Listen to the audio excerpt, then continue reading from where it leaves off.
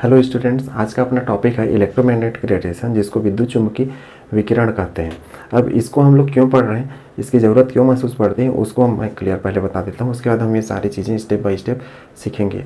हमने जो यूनिट 2 है, जिसमें एटॉमिक स्ट्रक्चर हम पढ़ रहे हैं, उसमें थॉम्सन का एटॉमिक मॉडल और रदरफोर्ड का एटॉमिक मॉडल पढ़ा है।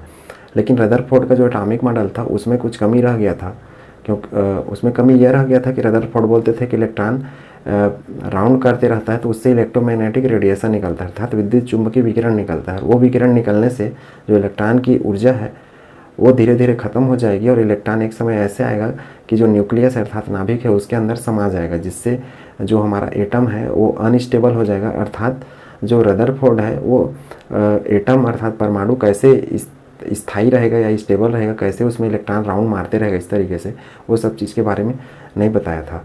अब वो नहीं बताया था तो उसकी कमी को पूरा करने के लिए बोर ने अपना कॉन्सेप्ट दिया था, बोर का मॉडल। और बोर ने उसके लिए ऊर्जा कहाँ से आएगा, इलेक्ट्रॉन को कहाँ से ऊर्जा मिलेगा और कैसे वो राउंड मारेगा, वो सब का कॉन्सेप्ट दिया था। और साथ में उसने हाइड्रोजन जैसे जो एक इलेक्ट्रॉन पाए जाते हैं उस टाइप के जो एटम थे या फिर आयन थे, उनका एक स्पेक्ट्रम दिया हुआ था। तो उन्हीं को समझने के लिए हम लोग विद्युत चुम्बकीय विकिरण जो सिद्धांत है इसको मैक्सवेल ने दिया था, इसको हम पढ़ रहे हैं। मैक्सवेल का ये कहना था कि कोई भी जब चार्ज पार्टिकल अर्थात जो जिसमें आवेश पाए जाते हैं, धन आवेश या फिर ऋण आवेश, वो पार्टिकल उस टाइप के जो कण होते हैं वो जब स्थिर रहता है तब उसके आसपास विद्युत क्षेत्र उत्पन्न हो जाता है, अर्थात इलेक्ट्रिक फील्ड उत्पन्न हो जाता है। लेकिन जब कोई चार्ज पार्टिकल एक ही स्पीड से चलते रहता है, अर्थात मान लो मैं 5 किलोमीटर प्रति घंटा की स्पीड से चला रहा हूँ कोई धन या ऋण आवेश वाले कण को, तो उतना ही स्पीड से यदि वो लगातार चलता रहे तो उसके आसपास हो जाता है मैग्नेटिक फील्ड उत्पन्न, अर्थात चुंबकीय क्षेत्र उत्पन्न हो जाता है। लेकिन जब चार्ज पार्टिकल जो होता है उसको हम कभी रोक रोक के चलाएं, अर्थात उसके स्पीड में धीरे धीरे बदलाव करते जाएं, कभी स्पीड कम कर दे कभी ज़्यादा कर दे, जिसको हम बोलते हैं त्वरण अर्थात असलरेशन। तो इस प्रकार से मैं बोल सकता हूँ कि जो चार्ज पार्टिकल है उसमें यदि असलरेशन होता रहे, अर्थात उसमें यदि त्वरण हो जाए, अर्थात उसके स्पीड में कभी कम कभी ज़्यादा, अर्थात उसके बढ़ोतरी या कमी होने लगे लगातार, तो उस टाइप का जो पार्टिकल है वो इलेक्ट्रिक फील्ड बना देता है और मैग्नेटिक फील्ड भी बनाता है, दोनों एक साथ बना देता है। और दोनों एक साथ बनाने के कारण उन दोनों का मिक्सचर, जिसको बोलते हैं हम लोग इलेक्ट्रोमैग्नेटिक रेडिएशन, जिसको मैं लिख रखा हूँ विद्युत चुम्बकीय विकिरण, ये जनरेट होता है। तो यही कॉन्सेप्ट था किसका, मैक्सवेल का। तो उसी को हम स्टेप बाय स्टेप समझते हैं कि उनका क्या कॉन्सेप्ट था। अब इसको हम लोग पढ़ने की आवश्यकता क्यों पड़ी, इसका एक और कारण है कि जो विद्युत चुम्बकीय विकिरण है, ये विकिरण शब्द कोई भी स्पेशली इसके अंतर्गत हम लाइट का अध्ययन करते हैं। लाइट का अध्ययन मतलब जो कोई भी लाइट हो सकता है, बिजली का लाइट या फिर सन का लाइट। तो लाइट का अध्ययन इसलिए करते हैं क्योंकि लाइट जिन चीज़ों से बना होता है वैसा ही माना जाता है कि कोई भी जो चार्ज पार्टिकल है, जैसे कि हम चूँकि केमिस्ट्री पढ़ रहे हैं तो इसमें इलेक्ट्रॉन और प्रोटॉन की मैं बात करता हूँ, तो इलेक्ट्रॉन और प्रोटॉन जो चार्ज पार्टिकल है वो भी लाइट के गुण वाले ही होते हैं। अर्थात यदि ये स्पीड में आएंगे, गति यदि करेंगे इलेक्ट्रॉन, तो इलेक्ट्रॉन का स्पीड भी जो लाइट का अर्थात प्रकाश का वेग है उसके बराबर होता है, अर्थात 3 × 10⁸ मीटर प्रति सेकंड, इतना स्पीड से इलेक्ट्रॉन भी भागता है।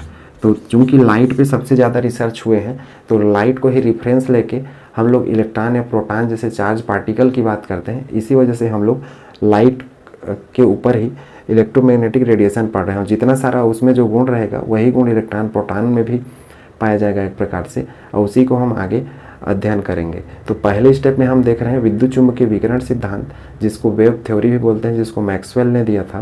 ये जो प्रकाश होता है उसके तरंग गुण को बताता है, अर्थात प्रकाश किस प्रकार एक जगह से दूसरे जगह किस फॉर्म में पहुंचता है। अर्थात ये थ्योरी ये बताता है कि जो लाइट होता है वो इस तरीके से लगातार तरंग के रूप में एक जगह से, मान लो ये पहला हमारा जगह है, मैं खड़ा हूँ यहाँ पे, तो दूसरे आदमी के पास इस फॉर्म में पहुँचेगा। और इसका समर्थन करता है प्रकाश का दो गुण, एक होता है डिफ्रैक्शन और दूसरा होता है इंटरफेरेंस। डिफ्रैक्शन को विवर्तन बोलते हैं, इंटरफेरेंस को व्यतिकरण बोलते हैं। ये दोनों चीज़ें आप अच्छा से फिजिक्स में समझ पाएंगे कि भौतिकी में डिफ्रैक्शन और इंटरफेरेंस किसको बोलते हैं। तो ये दोनों गुणों का समर्थन ये तरंग सिद्धांत करता है कि इसका मैक्सवेल का। जो लाइट होते हैं वो सिर्फ तरंग के अलावा नहीं चलते, लाइट इस तरंग के अलावा ऐसा कट कट के भी चलते हैं, अर्थात उसमें एक प्रकार से पार्टिकल नेचर पाया जाता है। तो हम सबसे पहले पढ़ेंगे विद्युत चुम्बकीय विकिरण सिद्धांत। विद्युत चुम्बकीय विकिरण अर्थात इलेक्ट्रोमैग्नेटिक रेडिएशन कैसे उत्पन्न होते हैं उसकी सबसे पहले बात करते हैं। उसके बाद फिर पढ़ेंगे कि इसके क्या होते हैं और इसके कौन कौन से गुण पाए जाते हैं। देखिए सबसे पहले विद्युत चुम्बकीय विकिरण, इसको इलेक्ट्रोमैग्नेटिक रेडिएशन भी कहते हैं। यह सिद्धांत, इसको हम लोग वेव थ्योरी भी बोलते हैं, अर्थात हम बोल सकते हैं तरंग सिद्धांत, जिसको दिया था जेसी मैक्सवेल, अर्थात जेम्स क्लार्क मैक्सवेल, एक साइंटिस्ट हुआ करते थे। 1864 के आसपास इसने दिया था। और विद्युत चुम्बकीय विकिरण जो होता है उस थ्योरी के बारे में इसने दिया था। लेकिन इस थ्योरी को पढ़ने से पहले हमको एक चीज़ जानना पड़ेगा कि इसने वास्तव में क्या बताया था। देखिए केस फर्स्ट है, यदि कोई चार्ज पार्टिकल मतलब जैसे इलेक्ट्रॉन हो गए, प्रोटॉन हो गए, या फिर उसी प्रकार दूसरे कोई कण हो गए जिस पे धन या ऋण आवेश पाया जाता है, वह यदि स्थिर है तब वो सिर्फ विद्युत क्षेत्र जनरेट करेगा। कहने का अर्थ है कि मान लो मैं ये एक चार्ज पार्टिकल लिया प्लस, और मान लो एक मैं चार्ज पार्टिकल लेता हूँ माइनस, तो ये अपने आसपास इस तरीके से क्षेत्र जनरेट करेगा। इसको बोल रहे हैं विद्युत क्षेत्र, अर्थात जिसको इलेक्ट्रिक फील्ड भी कहते हैं। ये कोई भी जैसे निगेटिव चार्ज वाला दूसरा पार्टिकल आएगा उसको क्या करेगा, अपनी ओर आकर्षित करेगा, अट्रैक्ट करेगा। लेकिन यहीं पे यदि मान लो पॉजिटिव चार्ज वाला इसके नज़दीक आएगा तो वो क्या करेगा, इसको रिपेल करेगा, अर्थात प्रतिकर्षित करेगा। उसी प्रकार ये निगेटिव चार्ज ये इसके ठीक उल्टे में रहता है, अर्थात ये इस तरीके से, ये एरो का निशान इसके उल्टे में रहेगा। इसका कारण ये है कि ये पॉजिटिव से निकल के जो इलेक्ट्रॉन होते हैं उधर निगेटिव की ओर जाते हैं कंटिन्यू। तो ये याद रखना है आपको। तो पहला कंडीशन ये है कि चार्ज पार्टिकल जब स्थिर रहेगा तब वो सिर्फ विद्युत क्षेत्र उत्पन्न करेगा। चार्ज पार्टिकल मतलब मैं इलेक्ट्रॉन की बात कर रहा हूँ, या फिर प्रोटॉन की बात, या फिर उसी की प्रकार दूसरा धन या ऋण आवेश वाला। यहाँ चार्ज का अर्थ है, ये चार्ज को बोलते हैं आवेशित या आवेश कण। दूसरा कंडीशन है जब चार्ज पार्टिकल गतिशील हो, अर्थात उसमें गति होता रहे। जैसे मैं मान लो ये इलेक्ट्रॉन लिए, एक परमाणु लिया, ये बीच में नाभिक बना दिया, और इलेक्ट्रॉन मान लो ऐसा घूम रहा है, इसमें ऐसे चक्कर लगा रहा है, तो तब की स्थिति के लिए गतिशील रहे और साथ में उसका वेलोसिटी अर्थात जो वेग है वो स्थिर रहे। स्थिर रहे मतलब मान लो ये 10 किलोमीटर प्रति घंटा की स्पीड से चल रहा है तो उतना ही स्पीड से शुरू से आखिरी तक चलता रहेगा। तब उस स्थिति में क्या करेगा, ये विद्युत क्षेत्र उत्पन्न नहीं करेगा, ये सिर्फ चुंबकीय क्षेत्र उत्पन्न करेगा। ये दूसरा है, अर्थात ये अपने आसपास में जैसे चुंबक में नॉर्थ और साउथ पोल पाए जाते हैं, इस टाइप का क्षेत्र जनरेट करेगा। मतलब कोई भी चीज़ को आकर्षित या प्रतिकर्षित करने वाली स्थिति उत्पन्न करेगा। और ये सिर्फ किस में, जब गतिशील रहेगा वो भी एक ही स्पीड से, तब वो चुंबकीय क्षेत्र जनरेट करेगा अर्थात उत्पन्न करेगा। चूँकि चुंबक की क्षेत्र को बी से डिनोट करते हैं इसलिए उसके लिए बी, और इलेक्ट्रिक फील्ड को ई से जनरेट लिखते हैं इसलिए उसके लिए ई शब्द लिखा। केस थर्ड है, इसी केस को जो जेम्स क्लार्क मैक्सवेल है उसने अपने विद्युत चुंबकीय विकिरण सिद्धांत है, अर्थात जो वेव थ्योरी है या फिर इलेक्ट्रोमैग्नेटिक थ्योरी भी बोलते हैं इसको, विद्युत चुंबकीय विकिरण सिद्धांत या रेडिएशन, जो भी बहुत सारे इसके नाम हैं। तो उसने ये बताया कि मान लो कोई चार्ज पार्टिकल है, जैसे मैं इलेक्ट्रॉन को ही मूव करा देता हूँ ऐसा, ये मान लो इलेक्ट्रॉन है और उसमें यदि त्वरण हो, त्वरण का अर्थ होता है असलरेशन, और असलरेशन किसको कहते हैं, जब समय के साथ वेग में परिवर्तन हो।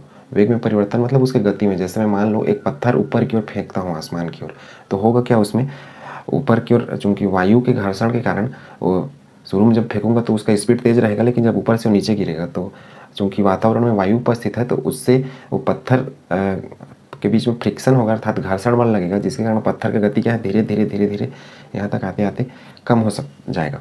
तो उस टाइप की स्थिति को हम बोलते हैं त्वरण। मतलब स्पीड के साथ उसका जो गति है वो भी कभी कम कभी ज़्यादा होता रहे। अर्थात जैसे हम गाड़ी चलाते हैं तो गियर बदलते हैं तो स्पीड बढ़ जाता है, और गियर नहीं बदलते तो एक ही स्पीड से चलते रहता है। बस वैसा ही कि स्पीड यहाँ कभी कम रहे कभी ज़्यादा रहे, उसी स्थिति को बोलते हैं त्वरण या असलरेशन।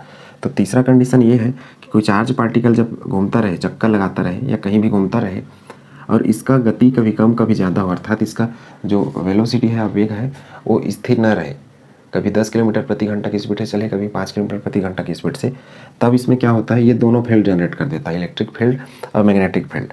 मतलब इस टाइप का फील्ड तो जनरेट करेगा ही ऐसे ही करके, और साथ में इसमें मैग्नेटिक फील्ड भी जनरेट कर देगा। और ये जनरेशन के कारण क्या होता है, ये दोनों चूँकि एक ही चार्ज पार्टिकल के द्वारा जनरेट कर रहे हैं, तो ये दोनों इस तरीके से, इसको मैं आगे और पढ़ाऊँगा, एक दूसरे में मिक्स हो जाते हैं। और मिक्स होने के कारण क्या है करते हैं, जब इलेक्ट्रिक फील्ड जनरेट होता है तो वो मैग्नेटिक फील्ड को इंड्यूस करता है, अर्थात उत्प्रेरित करता है। इंड्यूस्ड का अर्थ होता है प्रेरित करने या उत्प्रेरित करना, और मैग्नेटिक फील्ड अर्थात चुंबकीय क्षेत्र जब उत्पन्न होता है तो चुंबकीय क्षेत्र विद्युत क्षेत्र को उत्पन्न करने का काम करता है। फिर वैसी विद्युत क्षेत्र जब बनेगा तो चुंबकीय क्षेत्र को उत्पन्न करने का काम करेगा।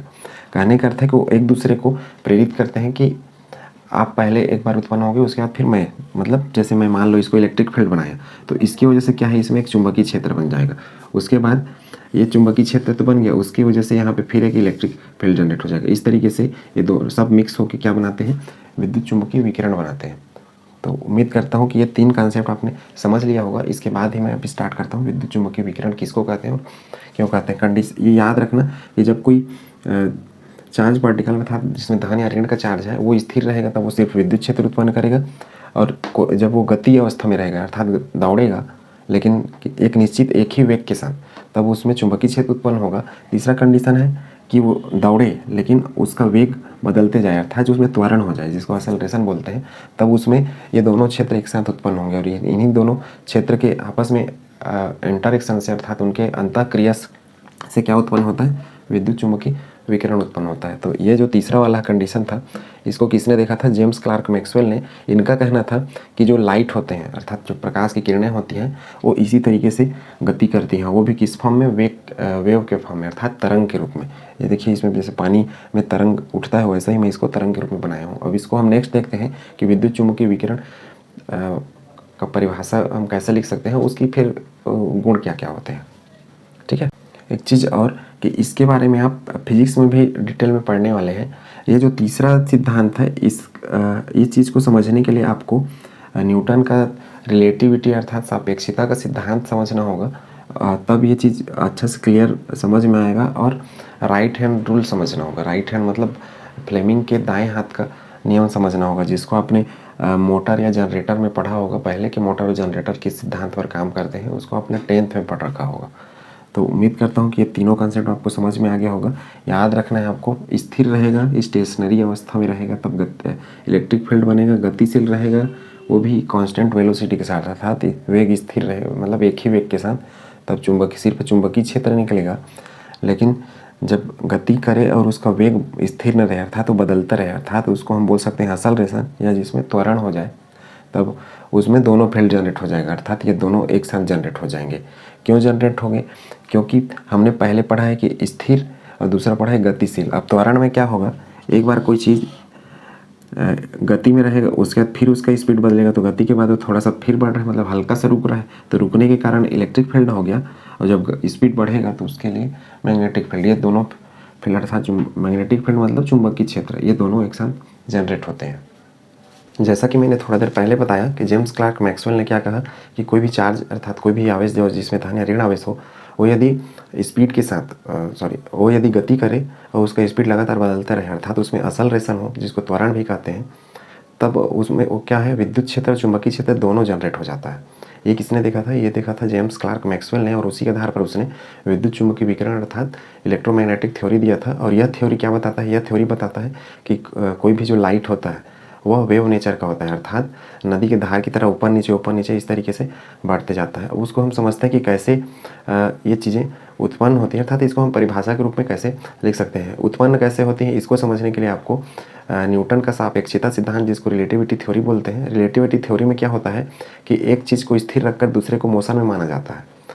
जैसे हम किसी रोड पे चल रहे हैं, जैसे बाइक पे चल रहे हैं, तो बाइक वाला यदि बैठा गाड़ी में चल रहा है तो उसके हिसाब से कोई आदमी यदि उसको रोड के किनारे से खड़ा होकर देखे तो रोड के किनारे जो आदमी उसको देखता रहेगा खड़ा होकर, वो बाइक वाले के हिसाब से जो किनारे खड़ा रहेगा वो जब बाइक वाले को देखेगा तो किनारे जो खड़ा रहेगा उसके हिसाब से बाइक वाला गति अवस्था में है, लेकिन बाइक वाला अपने आप को यदि स्थिर मान ले तो वो क्या समझेगा, जो किनारे खड़ा है वो आदमी पीछे की ओर बढ़ रहा है।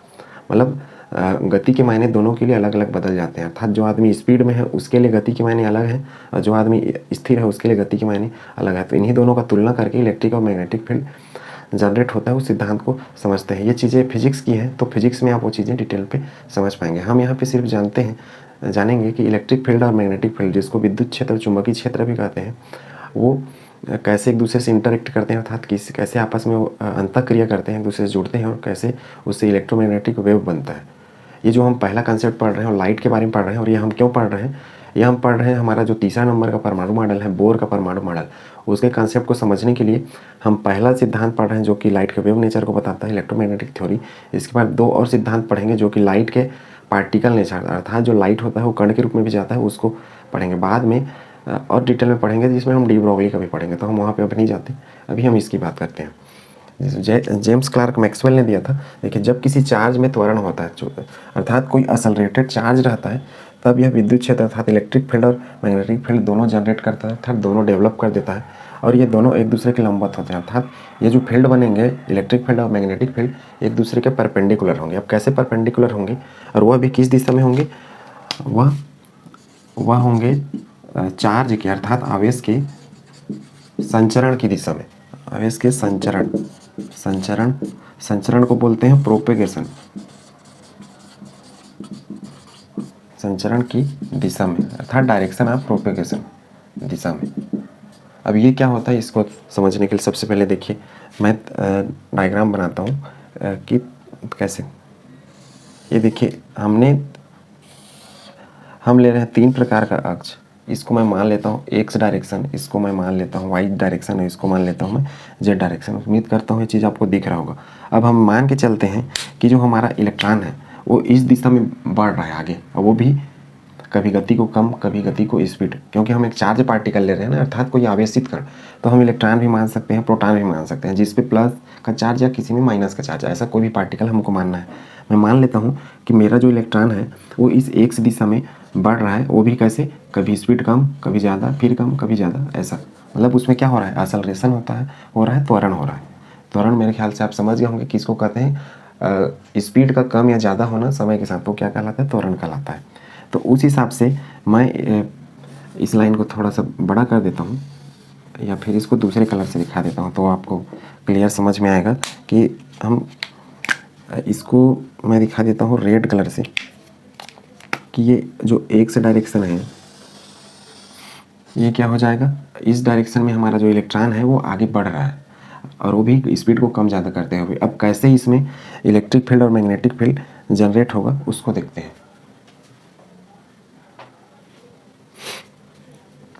इसको भी थोड़ा सा संशोधन कर देता हूँ ताकि आपको कलर स्पष्ट दिखे। इसको मैं ग्रीन कलर कर दिया, ठीक है।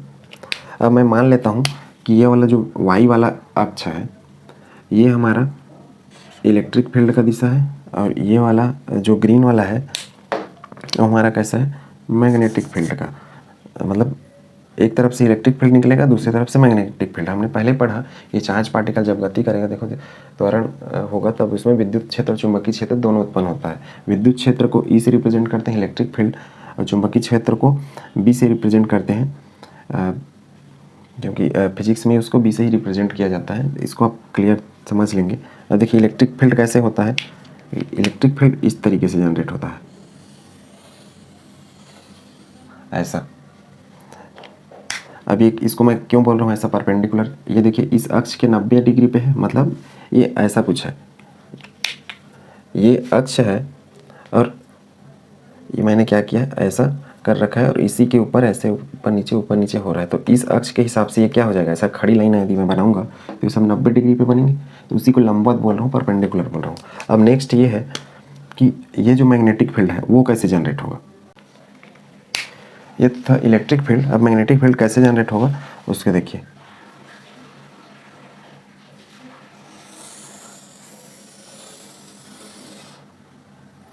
इसी प्रकार और आगे। अब ये जो ग्रीन कलर वाला है वो किसके परपेंडिकुलर है, वो है इसके भी परपेंडिकुलर। मतलब एक ऐसे है तो दूसरा ऐसे है। ये चीज़ें आप स्क्रीन पे और भी दूसरे इमेज के माध्यम से देख रहे होंगे कि वो वास्तव में कैसी दिखती हैं। अर्थात ये जो दोनों हैं एक दूसरे के परपेंडिकुलर है, और ऐसा करते ही आगे बढ़ते जाएंगे। तो इसी को वेव नेचर बोलते हैं, किसका, लाइट का। और ये जो रेडिएशन जब मिक्स होकर निकलता है तो इसी रेडिएशन को क्या बोलते हैं, इलेक्ट्रोमैग्नेटिक रेडिएशन बोलते हैं। और ये वाला जो हमारा लाइन है रेड कलर का, ये कौन सा था, ये तो था हमारा एक अक्ष, और ये दिशा किसकी है, ये दिशा है चार्ज के संचरण की दिशा, अर्थात चार्ज के डायरेक्शन ऑफ प्रोपेगेशन, इसको बोलते हैं संचरण की दिशा। मतलब जो भी चार्ज पार्ट है, अर्थात जो भी चार्ज है वो इस दिशा में क्या करेगा, प्रोपेगेट करेगा, संचरित करेगा। अर्थात इस दिशा में मैं मान रहा हूँ कि मेरा जो इलेक्ट्रॉन है वो इस दिशा में ऐसे जा रहा है, और इलेक्ट्रॉन जब जाएगा स्पीड को कम या ज़्यादा करते हुए, तो सबसे पहले ये देखिए इलेक्ट्रिक फील्ड जनरेट हुआ, क्योंकि स्थिर रहेगा, फिर बढ़ेगा, फिर स्थिर, फिर बढ़ेगा। इस तरीके से ये 90 डिग्री पे बना किसका, ये संचरण की दिशा में, और इसके साथ भी। और उसी प्रकार इससे चुंबकीय क्षेत्र भी जनरेट हो गया। अर्थात मैं ऐसा बोल सकता हूँ कि विद्युत क्षेत्र जनरेट हुआ, उसकी वजह से चुंबकीय क्षेत्र जनरेट हो गया, चुंबकीय क्षेत्र की वजह से फिर विद्युत क्षेत्र जनरेट हो गया, फिर उसकी वजह से चुंबकीय क्षेत्र जनरेट हुआ, फिर विद्युत क्षेत्र, फिर चुंबकीय क्षेत्र। अर्थात ये एक दूसरे को क्या है, उत्पन्न कर रहे हैं, जिसको इंडक्शन बोलते हैं। अर्थात इसको बोल सकते हैं प्रेरित करना या प्रेरण। जैसे प्रेरण कुंडली आपने पढ़ा होगा, इंडक्शन करंट कैसे वो जनरेट होते हैं, बस उसी सिद्धांत पे ये भी। अर्थात ये एक दूसरे को उत्पन्न कर रहे हैं। ये उत्पन्न हुआ तो इसके प्रभाव की वजह से ये भी उत्पन्न हुआ, क्योंकि ये स्थिर अवस्था में हुआ ना, उसके बाद फिर रुक गया होगा, फिर स्पीड बढ़ा होगा तो ये उत्पन्न हो गया, उसके बाद फिर स्थिर आया, फिर उत्पन्न हुआ, फिर स्पीड आया, फिर स्थिर, फिर स्पीड, फिर स्थिर, ऐसा करके लगातार होते गया। तो एक दूसरे को उत्पन्न कर रहे हैं लोग। तो यहाँ पे जो ग्रीन वाला है वो हमारा क्या है, ये ग्रीन वाला है, ये हो जाएगा चुंबकीय क्षेत्र, जिसको मैग्नेटिक फील्ड बोलते हैं।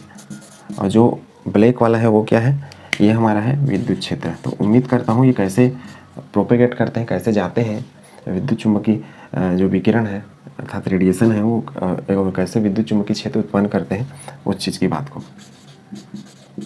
नेक्स्ट अब हम पढ़ने वाले हैं कि ये जो इनके वेव जाते हैं, इन्हीं को वेव कहा जाता है।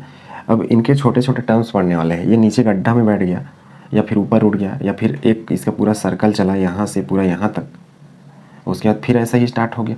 तो यहाँ से यहाँ तक जो सर्कल चल रहा है, इनको हम क्या बोलते हैं, इस सब के बारे में छोटे छोटे टर्म्स नेक्स्ट पढ़ने वाले हैं। पढ़ रहे हैं इसके मुख्य प्रॉपर्टीज़ के बारे में कि मुख्य रूप से इनके क्या क्या गुण होते हैं। पहला है कि जो ये रेडिएशन है वो वेव के रूप में लगातार अर्थात रेडिएशन के रूप में लगातार उत्सर्जित होती है। अर्थात इनसे रेडिएशन निकलते रहते हैं कि इससे विद्युत चुम्बकीय जो विकिरण होता है उससे ऊर्जाएँ निकलती हैं, कहने का अर्थ ये है।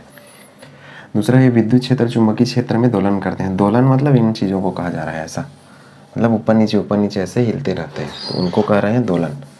दोलन मतलब होता है ऑसिलेट करना।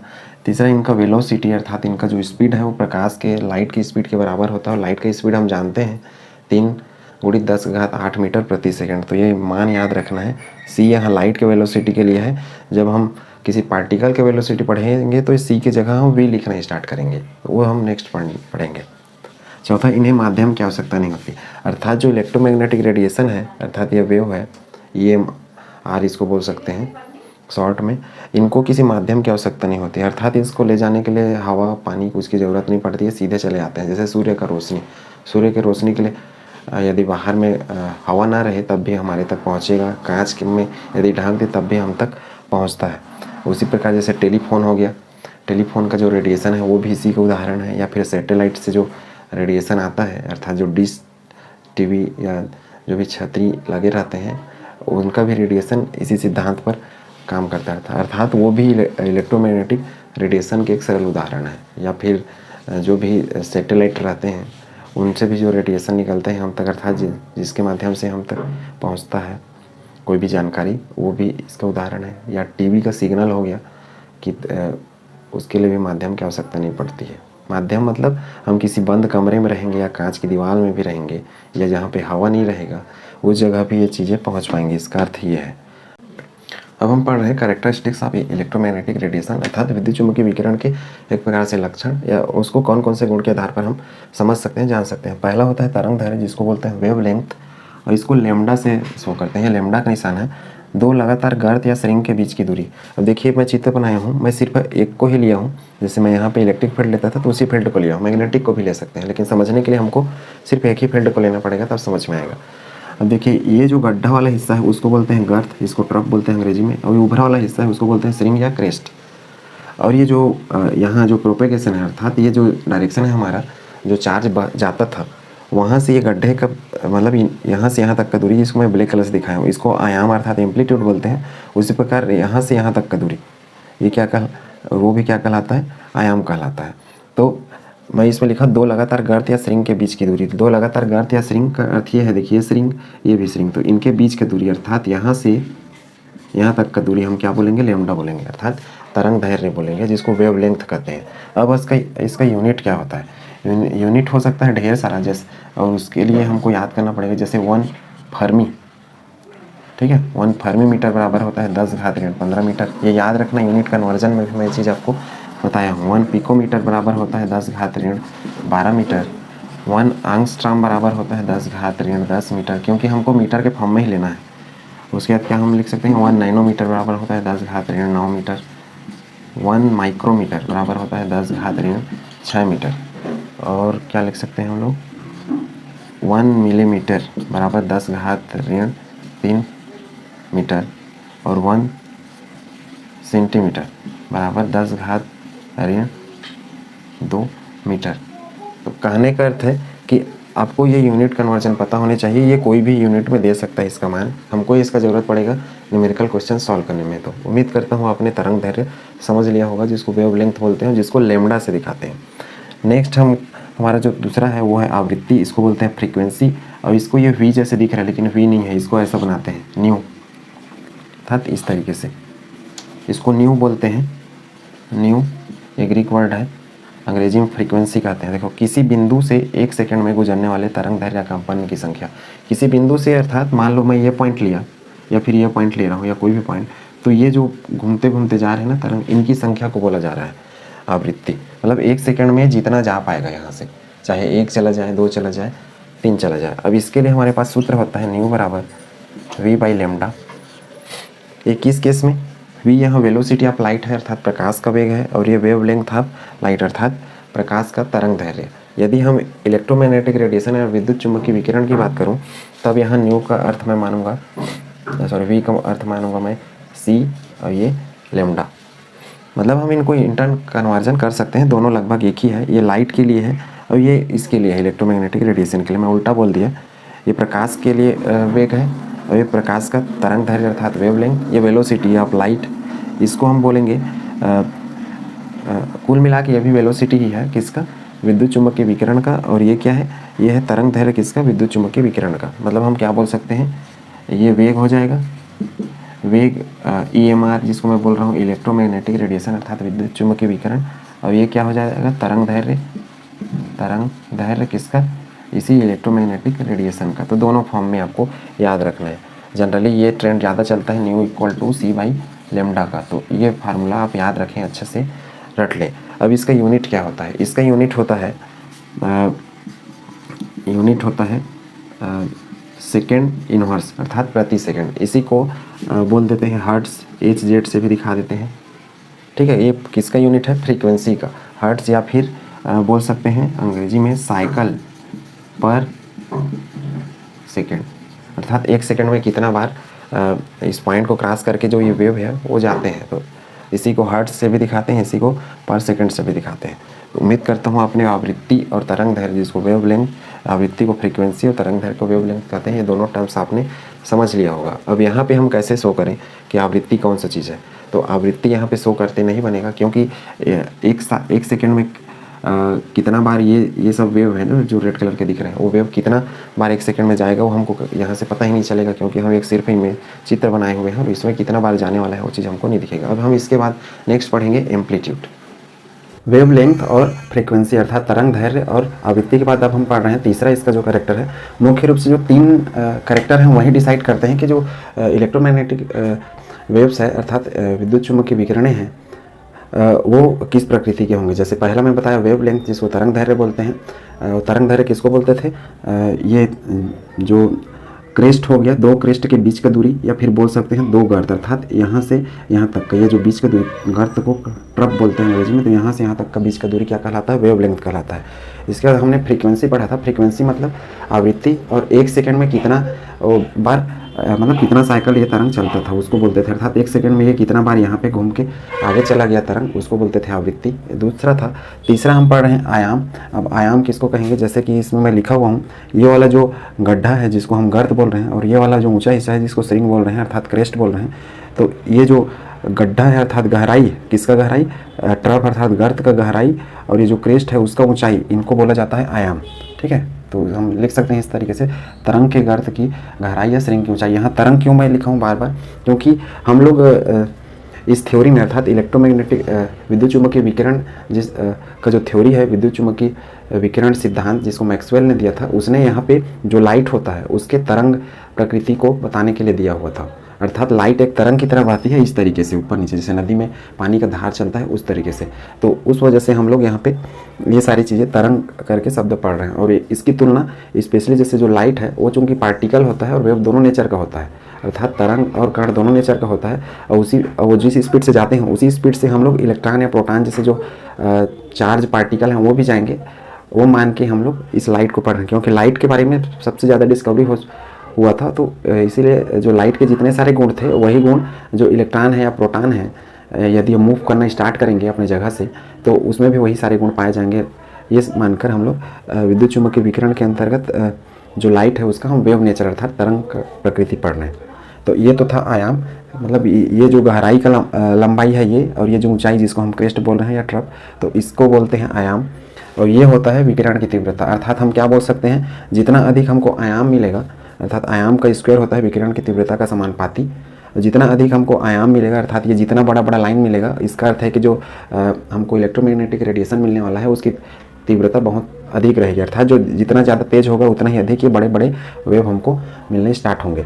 तो उम्मीद करता हूँ यहाँ तक आप चीज़ें समझ गए होंगे। उसके बाद है नेक्स्ट वेलोसिटी। वेलोसिटी को सी से दिखाते हैं यहाँ पे। और मैं पहले बताया कि हम लोग nu equal to c by lambda, इसके पहले हमने पढ़ा हुआ था। ये किस में पढ़ा हुआ था हमने, ये जो आवृत्ति वाला था उसमें। और यहाँ में सी क्या बताया था, ये तरंग का वेग है। और इसी को हम जब लाइट के केस में पढ़ेंगे तो इसको प्रकाश का वेग बोलते हैं। चूंकि हम लोग यहाँ लाइट का वेव नेचर पढ़ रहे हैं तो इस प्रकार से ये तरंग का वेग कहलाएगा, या फिर लाइट का वेग भी बोल सकते हैं, जिसका मान 3 × 10⁸ मीटर प्रति सेकंड, जो कि इसके पहले में लिखाया हुआ था वो होता है। ये फिक्स रहता है, ये लेमडा का मान अलग अलग बदलते रहता है। इसको आप नोट भी कर सकते हैं। ये जो सी का मान है वो फ्रिक्वेंसी वाले में 3 × 10⁸ मीटर प्रति सेकंड।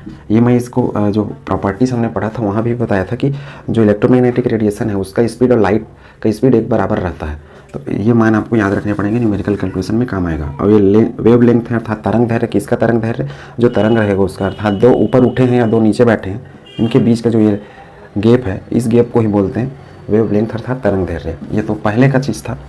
अब मैं वेलोसिटी की बात कर रहा था, तो वेलोसिटी वही चीज़ है, nu equal to c by lambda, जो मैं बताया था। वेलोसिटी हम किसको बोलेंगे कि तरंग द्वारा 1 सेकंड में तरंग कितना दूर चल रहा है। क्योंकि हम वेलोसिटी अर्थात वेग उसको पढ़ते थे, वेग बराबर क्या होता है, दूरी बटा समय। ये फिजिक्स के हिसाब से यदि पढ़ें तो यही होता है। तो 1 सेकंड में कितना दूरी चलता है उसको हम क्या बोलते हैं, वेलोसिटी अर्थात वेग बोलते हैं, ये फिजिक्स के हिसाब से। तो केमिस्ट्री में भी वही चीज़ होगा।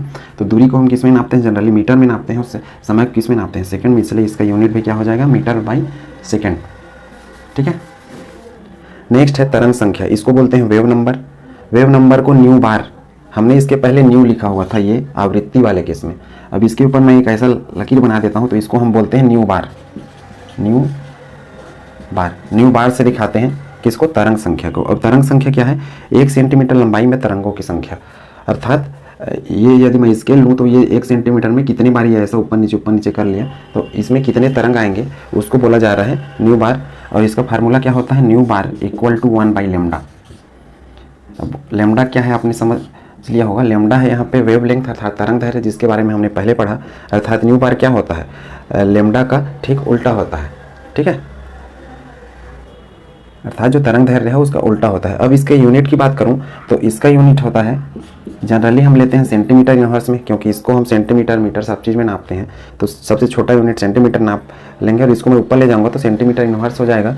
इसको मीटर इनवर्स में भी ले सकते हैं, आंगस्ट्राम में भी लिया जा सकता है, आंगस्ट्राम इनवर्स करके। तो जैसा यूनिट आएगा आपको ऐसा बदलना पड़ेगा। जनरली सेंटीमीटर इनवर्स या फिर मीटर इनवर्स में लेते हैं। तो यूनिट इसका ये दोनों भी हो सकता है। ठीक है, ये क्लियर है मेरे ख्याल से। ठीक, उम्मीद करता हूँ ये इतनी सारी चीज़ें आप समझ गए होंगे इस चित्र के माध्यम से।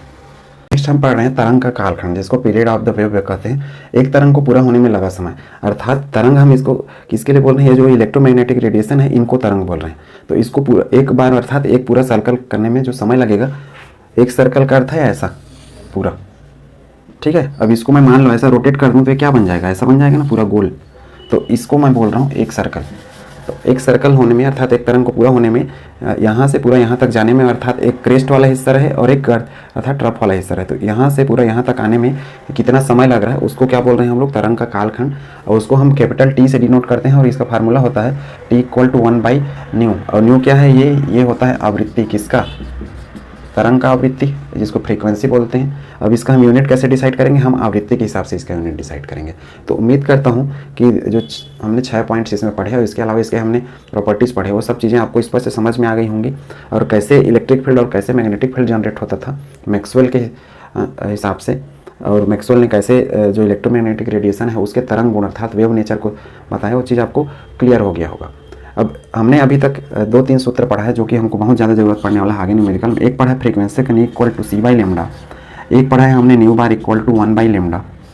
अब मान लो इसी को मैं इसमें कन्वर्ट करूँ तो फ्रीक्वेंसी का क्या हो जाएगा, सी और न्यू बार हो जाएगा, अर्थात मैं इस nu bar equal to 1 by lambda अर्थात इसको रिप्लेस कर दूँ 1 बाई लेमडा को, तो ये फ्रीक्वेंसी का हमको सूत्र ऐसा भी मिल जाएगा, एक सूत्र ऐसा भी है, और एक ये न्यू बार जिसको हम तरंग संख्या बोलते थे, वेव नंबर, वो सूत्र थे। तीनों सूत्र बहुत इंपॉर्टेंट है। इसी से हम लोग वेलोसिटी निकाल सकते हैं, किसका, कोई भी वेव का, अर्थात इलेक्ट्रोमैग्नेटिक रेडिएशन का वेलोसिटी अर्थात उसका गति या उसका वेग निकाल सकते, सॉरी उसका वेग निकाल सकते हैं। कैसे निकाल सकते हैं, इस सूत्र से देखिए, सी इक्वल टू मैं लिख सकता हूँ ना ऐसा, ये क्या हो जाएगा फ्रीक्वेंसी और ये क्या हो जाएगा वेवलेंथ हो जाएगा। इतना होने के बाद एक रिलेशन हमको और मिलेगा, देखिए जिसका आवृत्ति अधिक होगा उसका वेवलेंथ क्या होगा, उसका कम होगा वेवलेंथ, और जिसका वेवलेंथ अधिक होगा उसका आवृत्ति कम होगा, अर्थात इसके और इसके बीच में विपरीत संबंध है, एक दूसरे के व्युत्क्रमानुपात में है। ये बढ़ेगा तो ये घटेगा और ये घटेगा तो ये बढ़ेगा। उम्मीद करता हूँ ये चीज़ आप अच्छे से समझ गए होंगे। अर्थात इसको मैं और क्या बना सकता हूँ, न्यू और 1 बाई लेमडा। तो इस रिलेशनशिप से हम इलेक्ट्रोमैग्नेटिक जो स्पेक्ट्रम होते हैं उनको पढ़ेंगे, और उसका एक मैं ट्रिक बताऊंगा जिससे आप इलेक्ट्रोमैग्नेटिक रेडिएशन के जो पूरे नाम हैं अर्थात स्पेक्ट्रम के जो इनके नाम हैं वो आप याद कर पाएंगे। अभी तक हमने पढ़ा कि विद्युत चुम्बकीय जो विकिरणें होती हैं उनमें फ्रीक्वेंसी अर्थात आवृत्ति और तरंग दैर्घ्य के बीच बहुत बड़ा संबंध होता है, और दोनों के बीच एक दूसरे से विपरीत संबंध होता है। अर्थात जिसका फ्रीक्वेंसी हम अधिक रखेंगे उसका अर्थ है कि उसका तरंग दैर्घ्य अर्थात वेवलेंथ कम होगा, जिसका वेवलेंथ अधिक होगा उसका फ्रीक्वेंसी कम होगा। अर्थात हमें इस फार्मूला से कहने का अर्थ है nu equal to 1 by lambda, या फिर हम बोल सकते हैं equal to c by lambda, जिसको ये निशान हटाऊं तो ये क्या बन सकता है, समानुपाती 1 बाई लेमडा। तो न्यू मतलब फ्रीक्वेंसी और लेमडा मतलब होता है वेवलेंथ अर्थात बोल सकते हैं तरंग दैर्घ्य, और इसको बोलते हैं आवृत्ति।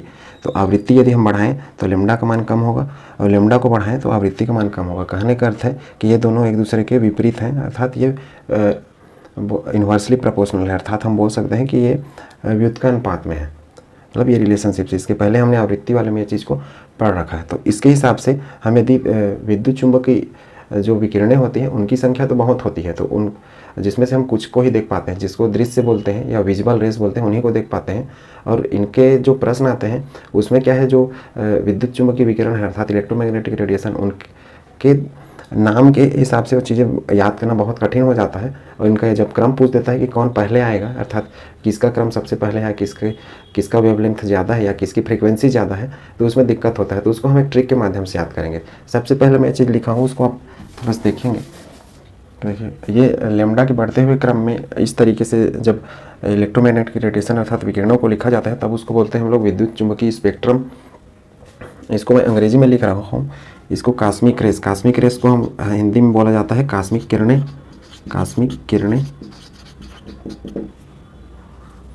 ये वाई जैसे दिख रहा है इसको बोलते हैं गामा किरणें, गामा किरणें, गामा रेस। ये एक्स किरणें हैं, ये यूवी अल्ट्रावायलेट, इसको और क्या बोलते हैं हिंदी में पराबैंगनी, अंग्रेजी में इसका अर्थ है अल्ट्रावायलेट और हिंदी में होता है पराबैंगनी किरणें।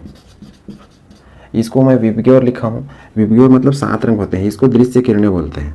ये वाला पोर्शन हो जाता है दृश्य किरणों का। इसको इंफ्रारेड IR लिखा हूँ, इंफ्रारेड का अर्थ होता है अवरक्त किरणें, अवरक्त किरणें। माइक्रोवेव, माइक्रो का अर्थ होता है सूक्ष्म, तो इस हिसाब से मैं लिखूंगा इसको सूक्ष्म, और वेव्स लिखा है इसका अर्थ है कि तरंग है। और रेडियो वेव्स, रेडियो वेव्स को बोलेंगे हम लोग रेडियो तरंग, तरंग। तो ये इनके हिंदी में नाम है, अंग्रेजी में याद करना ज़्यादा सरल है। तो ये इनका बढ़ता हुआ क्रम है। लेमडा मतलब बढ़ता हुआ क्रम का कहने का अर्थ है कि इधर से हम आगे की ओर बढ़ते जा रहे हैं, मतलब सबसे अधिक किसका होगा, इसका बढ़ता क्रम ऐसा लिखा हुआ है उस हिसाब से। और मैं यदि इसके इधर उल्टे चलूँ तो सबसे कम किसका हो जाएगा, गामा किरणों का। अब इसका हमने एक रिलेशनशिप पढ़ा है अभी थोड़ा देर पहले, nu equal to c by lambda. अब यदि मैं सी को कांस्टेंट मान लूँ अर्थात स्थिर मान लूँ तो न्यू समानुपाती होगा 1 बाई लेमडा अर्थात व्युत्क्रमानुपाती। तो देखिए वेवलेंथ अर्थात ये वेवलेंथ ये बढ़ेगा तो ये चीज़ क्या होगा, ये घटेगा। अर्थात मैं क्या बोल सकता हूँ कि जो न्यू है वो इस साइड पे जब हम जाएंगे, क्योंकि लेमडा बढ़ रहा है तो वो चीज़ घटेगा, और जब हम इस साइड पे उल्टा चलेंगे, समझते जाएंगे क्या बोल रहा हूँ मैं, इस रिलेशनशिप को आधार लेके मैं बोल रहा हूँ। न्यू व्युत्पन्नपाती 1/λ। ये हम फ्रीक्वेंसी से लाए हुए हैं, फ्रीक्वेंसी मतलब आवृत्ति वाले फार्मूला से न्यू इक्वल टू c/λ, जो अभी मैं थोड़ा देर पहले लिखा था उससे, उस हिसाब से लैम्डा का मान अर्थात तरंग दैर्ध्य का मान, जिसको वेवलेंथ बोलते हैं, इसको हम बढ़ा दें तो ये मान क्या होगा, कम होगा। अर्थात ये बढ़ते क्रम में है तो इसका अर्थ क्या होगा, ये न्यू का मान, न्यू क्या होगा, घटता क्रम, इसका घटता क्रम होगा। ऊपर वाले का जब बढ़ता क्रम है तो ये वाला इसका घटता क्रम होगा। अब हम इसका उल्टा चलते हैं तो न्यू किधर बढ़ेगा, जिधर लैम्डा घटेगा वो लैम्डा किधर घट रहा है। जब हम उधर से चलना स्टार्ट करेंगे तो लैम्डा सबसे मतलब उधर से घटते जाएगा और सबसे कम अधिक किसका रहेगा, इसका, और सबसे कम न्यू किसका रहेगा, सॉरी सबसे अधिक न्यू किसका रहेगा, इसका। मतलब उधर से घटते हुए क्रम में तो मैं क्या लिखूँगा, इस तरीके से लिखूँगा, और ये इसका क्या हो गया, एक तरफ से ये इसका हो जाएगा बढ़ता क्रम, मतलब ये तो इसका घटता क्रम है इस साइड पे, क्योंकि वो चीज़ बढ़ रहा है तो ये चीज़ ऑलरेडी घटेगा। तो न्यू का बढ़ता क्रम क्या हो जाएगा, इसका ठीक उल्टा हो जाएगा। मतलब इधर से जब हम कॉस्मिक रे से रेडियो वेव की ओर जाएंगे तो जो लैम्डा होता है वो बढ़ता है, अर्थात रेडियो वेव को सबसे अधिक होगा और कॉस्मिक रेस या कॉस्मिक किरणों का सबसे कम होगा लैम्डा का मान, अर्थात तरंग दैर्ध्य का मान। अब इसका उल्टा देखिए, मतलब ये चीज़ बढ़ रहा है तो ये चीज़ क्या होगा, घटेगा। तो न्यू का घटता क्रम ये होगा उल्टा। अब घटता क्रम का अर्थ है कि सबसे कम जो फ्रीक्वेंसी रहेगा वो इसका रहेगा, क्यों, क्योंकि इसी का लैम्डा सबसे अधिक है, बढ़ते क्रम में लिखे हैं तो, और सबसे अधिक फ्रीक्वेंसी किसका होगा, इसका होगा। तो मैं जो फ्रीक्वेंसी होता है उसका बढ़ता क्रम कैसे लिखूँ, बढ़ता क्रम मैं ऐसे लिखूँगा, इस हिसाब से सबसे कम फ्रीक्वेंसी इसका हो गया, अर्थात सबसे कम न्यू का मान, और सबसे अधिक किसका हो गया, कॉस्मिक रेस का। तो उम्मीद करता हूँ ये चीज़ें आप अच्छा से समझ गए होंगे। अब हमको इसको याद कैसे करना है वो चीज़ बताता हूँ। तो ये तो याद रखेंगे, ये बढ़ते हुए क्रम में लैम्डा का ये है और फ्रीक्वेंसी ठीक उसका उल्टा चलेगा इस रिलेशनशिप के हिसाब से, ठीक है। अब इसमें मैं लिख रखा हूँ विजिबल रेस, जिसको दृश्य किरणें बोलते हैं, क्योंकि इन किरणों को ही हमारी आंखें देख पाती हैं। बाकी जो किरणें हैं जैसे IR हो गया या फिर दूसरी किरणें, उनको मशीन के द्वारा या फिर जैसे कुत्ते बिल्ली हो गए उनकी आँखों के माध्यम से वो अपने आँखों में देख पाते हैं, क्योंकि उनकी आँखों में विशेष टाइप के कोन बने होते हैं, तो इस वजह से वो देख पाते हैं। तो हम सिर्फ विजिबल देख पाते हैं, और विजिबल में भी 7 रंग के जो विजुअल रेस होते हैं ये इंद्रधनुष वाले रंग होते हैं जो 7 रंग के होते हैं। इसको विबग्योर बोलते हैं अंग्रेजी में, VIBGYOR। वी से होता है वायलेट, वायलेट का अर्थ होता है बैगनी। आई का अर्थ इंडिगो होता है, इंडिगो का अर्थ होता है आसमानी। बी से ब्लू, ब्लू मतलब नीला। ग्री से ग्रीन कलर अर्थात हरा रंग। वाई से येलो मतलब पीला रंग। ओ से ऑरेंज अर्थात संतरे कलर का, ये जिसको नारंगी भी बोलते हैं। और आर से रेड, रेड का अर्थ होता है लाल रंग। तो कहने का अर्थ है कि जब हम इधर से इधर जाते हैं तो लैम्डा चूंकि बढ़ता है तो लाल रंग का लैम्डा सबसे अधिक रहता है, अर्थात वेवलेंथ इसका सबसे अधिक होता है, इसीलिए ये कलर हमको बहुत जल्दी दिखने लगता है, अर्थात बहुत दूर से भी ये दिखता है। ये पहला कारण है। और सबसे कम हमको दिखेगा ये वाला वायलेट रंग का, क्योंकि इसका जो लैम्डा का मान है वो कम होता है। और किसका मान अधिक होगा? फ्रीक्वेंसी का मान अधिक होगा, क्योंकि ये इनका एक दूसरे से रिलेशन ऐसा है, मतलब जो आवृत्ति है वो तरंग दैर्ध्य के साथ ऐसा है। तरंग दैर्ध्य मतलब ये अधिक होगा तो ये कम होगा, या फिर ये अधिक होगा तो ये कम होगा, मतलब एक दूसरे के उल्टा, एक बढ़ेगा तो एक घटेगा। चूंकि हमने इसको ऐसा बढ़ता हुआ क्रम में लिखा हुआ है तो जो फ्रीक्वेंसी रहेगा वो उस साइड से ऐसा क्या होगा? बढ़ेगा, अर्थात इस साइड से ये बढ़ता हुआ लैम्डा है तो इसी साइड पे घटता हुआ फ्रीक्वेंसी रहेगा, और फ्रीक्वेंसी ठीक इसके उल्टे साइड पे बढ़ेगा, अर्थात लैम्डा इस साइड से ऐसे बढ़ रहा है तो फ्रीक्वेंसी इस साइड से बढ़ना स्टार्ट करेगा। तो सबसे कम फ्रीक्वेंसी अर्थात आवृत्ति इसका और सबसे अधिक आवृत्ति इसका। अब इनको हम याद कैसे करें? क्योंकि अब इसका ट्रिक ये है कि हम एक महिंद्रा कंपनी की गाड़ी होती है जिसको हम बोलते हैं XUV, जो कि बहुत लग्जरी गाड़ी होती है, जो 15 से 16 लाख के करीब आती है। तो उस गाड़ी से हम तुलना करेंगे तो देखिए कैसे तुलना करेंगे। कॉस्मिक को मैं बोलूँगा क्लासिकल, गामा को मैं बोलूँगा गाड़ी, इससे गामा निकलेगा और क्लासिकल से कॉस्मिक निकल जाएगा। XUV, X से एक्सरे हो जाएगा, U से क्या हो जाएगा? अल्ट्रावायलेट, और V से क्या हो जाएगा? Visible rays. और विजिबल रेस में हमको क्या करना है? ये विबग्योर याद करना है, मतलब याद रखना है कि इस क्रम को। XUV, इसको मैं बोल रहा हूँ IN मतलब इंफ्रारेड के लिए, इन माई MY। तो यहाँ ये M से माइक्रोवेव हो जाएगा, और रेंज RANGE, तो रेंज से हो जाएगा ये रेडियो वेव। तो हमारा ये कोड कैसे बन गया? क्लासिकल गाड़ी XUV इन माई रेंज, ठीक है। तो इससे हम कैसे कोडिंग कर पाएंगे? देखिए क्लासिकल से हो जाएगा कॉस्मिक रेस, गाड़ी से हो जाएगा गामा रेस, एक्स से एक्स रेस, यू से अल्ट्रावायलेट रेस, वी से विजिबल रेस हो जाएगा जिसमें 7 कलर ये विबग्योर आते हैं।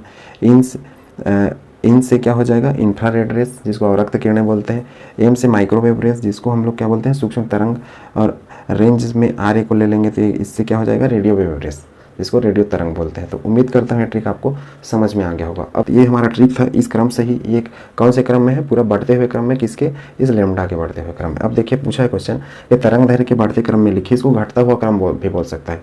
अब बढ़ते क्रम में कैसे लिखा जाता है कि सबसे कम वाला पहले रहता है, उसका मतलब बढ़ते क्रम में किस टाइप से रहेगा, क्योंकि इधर से ऐसे बढ़ रहा है तो सबसे अधिक इसका रहेगा, मतलब अधिक से पीछे धीरे धीरे कम होते जाएगा। कहने का अर्थ है कि सबसे कम पीछे रहेगा, उसके बाद धीरे धीरे आगे बढ़ता हुआ रहेगा। और घटता क्रम किसको बोलते हैं, सबसे अधिक के बाद पीछे की ओर हम आएंगे तब उसको बोलते हैं घटता क्रम। मतलब सबसे कम ये रहेगा गामा और सबसे अधिक लैम्डा का मान इसका रहेगा। अब देखिए क्रम दे दिया, लाल रंग का प्रकाश दे दिया, सूक्ष्म तरंग दे दिया, पराबैंगनी और गामा किरण दे दिया। अब इस टाइप से ये रहेगा। अब इसको हमको जमाना है बढ़ते हुए क्रम में, तो सबसे अधिक कौन होगा इसमें। अब इस कोडिंग से देखिए कास्मिक ये सबसे कम है, ये गामा वाला, उसके बाद फिर एक्स यू वी, उसके बाद इंफ्रारेड, उसके बाद माइक्रोवेव, उसके बाद रेडियो वेव। अब देखिए इसमें क्या क्या लिखा है, ये लिखा है माइक्रोवेव। माइक्रोवेव मतलब ये सूक्ष्म तरंग जिसको बोलते हैं, ये पराबैंगनी जिसको हम क्या बोलते हैं अल्ट्रावायलेट, ये वाला यू वाला जो पोर्शन था उससे हमने निकाला था। गामा किरणें, गामा किरणें मतलब ये गाड़ी शब्द के लिए, तो ये तो पीछे आ जाएगा, ये आगे। और ये लाल रंग, लाल रंग मतलब ये विजिबल वाला, विजिबल में कौन सा, ये विबग्योर वाला। तो देखिए विजिबल के पहले आता है इंफ्रारेड और उससे भी पहले आता है माइक्रोवेव। तो ये माइक्रोवेव मतलब जिसको सूक्ष्म तरंग बोलते हैं, इसको मैं पहला नंबर दूंगा क्योंकि इसी का सबसे अधिक है बढ़ते क्रम में। इसके बाद किसका बारी आएगा, लाल रंग के प्रकाश का, इसको मैं दूसरा नंबर दूंगा। उसके बाद कौन सा आएगा, ये पराबैंगनी विकिरण। देखिए विजिबल के बाद यूवी है तो इसको मैं तीसरा नंबर दूंगा और चौथा नंबर ये है। तो इस तरीके से ये अरेंज हो जाएंगे। मतलब इसको मैं ऐसे लिखूंगा, सबसे आगे में एक वाले को सूक्ष्म मतलब इसका तरंग दैर्घ्य सबसे अधिक इसलिए सामने लिखूंगा, उसके बाद ये दूसरा लाल रंग के प्रकाश को, उसके बाद तीसरा पराबैंगनी और चौथा गामा किरण है। तो उम्मीद करता हूँ क्वेश्चन कैसे आएगा और कैसा ये ट्रिक है ये आपने याद कर लिया होगा, और नहीं किया है तो आप याद करना शुरू कर देंगे। कल क्वेश्चन कैसे आते हैं उसके बारे में देखिए। सबसे पहले एक क्वेश्चन देख रहा हूँ, इसके पहले मैंने यूनिट कन्वर्जन बताया था, अर्थात इकाई को बदलने वाला मीटर या सेंटीमीटर इस तरीके से, तो वो वीडियो ज़रूर देखें। वो पहला यूनिट मैं बना चुका हूँ और उसका लिंक आपको डिस्क्रिप्शन बॉक्स में भी मिल जाएगा, तो वो आपको सीखने में आसानी होगा। इन सब चीज़ों को बनाने से पहले आपको 2-3 सूत्र याद रखने पड़ेंगे। सबसे पहले तो न्यू जिसको आवृत्ति या फ्रीक्वेंसी बोलते हैं, इसका फार्मूला होता है C बाई लेमडा। एक फार्मूला होता है न्यू बार का, इसको बोलते हैं तरंग संख्या, और इसका फार्मूला होता है 1 बाई लेमडा, अर्थात जो लेमडा का विपरीत होता है उसको बोलते हैं तरंग संख्या अर्थात वेव नंबर। ये 2 फार्मूला हो गया, और यही 2 फार्मूला मैक्सिमम टाइम उपयोग होने वाले हैं, मतलब कोई तीसरा फार्मूला उपयोग नहीं होगा, इन्हीं 2 फार्मूला के बेस पे बनेगा। ये सी क्या है, ये है जो लाइट है उसका वेलोसिटी, या फिर यहाँ पे बोल सकते हैं वेव का कोई भी जो पार्टिकल है, चार्ज पार्टिकल, उसका वेलोसिटी है। और इसका मान होता है हमेशा कितना, 3 × 10⁸ मीटर प्रति सेकेंड, जो कि लाइट का स्पीड होता है उसके इक्वल होता है, अर्थात उसके बराबर होता है। तो ये मान मैं पहले ही बता चुका हूँ, इसका मान याद रखना है आपको करके, क्योंकि ये कभी कभी दिया रहता है और कभी कभी नहीं दिया रहता है। तो इन्हीं 2 के बेस पे जितने न्यूमेरिकल बनते हैं इसमें से वो बनाए जाते हैं। और एक क्वेश्चन बनता है जो मैं इसके पहले ट्रिक के माध्यम से बताया था कि क्लासिकल गाड़ी XUV इन माई रेंज करके, तो उस चीज़ को आप याद रखें जिससे आपको इलेक्ट्रोमैग्नेटिक रेडिएशन पूरा याद हो जाएगा। तो चलिए सबसे पहले मैं स्टार्ट करता हूँ कि चीज़ें कैसे बनाई जाएंगी। देखिए सबसे पहले एक तरंग का तरंग दैर्घ्य 20 एंगस्ट्रॉम है, तब उसकी आवृत्ति क्या होगी। अब इस क्वेश्चन को मैं बना रहा हूँ, पहला क्वेश्चन जो आपको दिख रहा होगा आवृत्ति, अर्थात इसका पूछा है फ्रीक्वेंसी। अब फ्रीक्वेंसी का फार्मूला होता है nu equal to C by lambda. अब न्यू का इसका मान पूछ रखा है, लेमडा दे रखा है, लेमडा कितना है 20 एंगस्ट्रॉम, ठीक है। तो पहले तो मैं लिख लूँगा C, इसका मान हमको याद रखना है 10⁸ मीटर प्रति सेकेंड। ये लाइट का वेग होता है, अर्थात वेलोसिटी है, आप लाइट या कोई भी चार्ज पार्टिकल का वेलोसिटी या स्पीड होता है। और ये जो लेमडा है इसका मान दिया हुआ है कितना, 20 एंगस्ट्रॉम में, 20 एंगस्ट्रॉम में। और मैं पहले बताया था कि इसको हमको बदलना पड़ेगा किसके हिसाब से, ये ऊपर वाले यूनिट के हिसाब से। देखिए ये मीटर प्रति सेकंड में रहा है, तो इसका भी यूनिट हमको मीटर में लेना पड़ेगा, क्योंकि यूनिट यदि नहीं बदलेंगे तो हमारे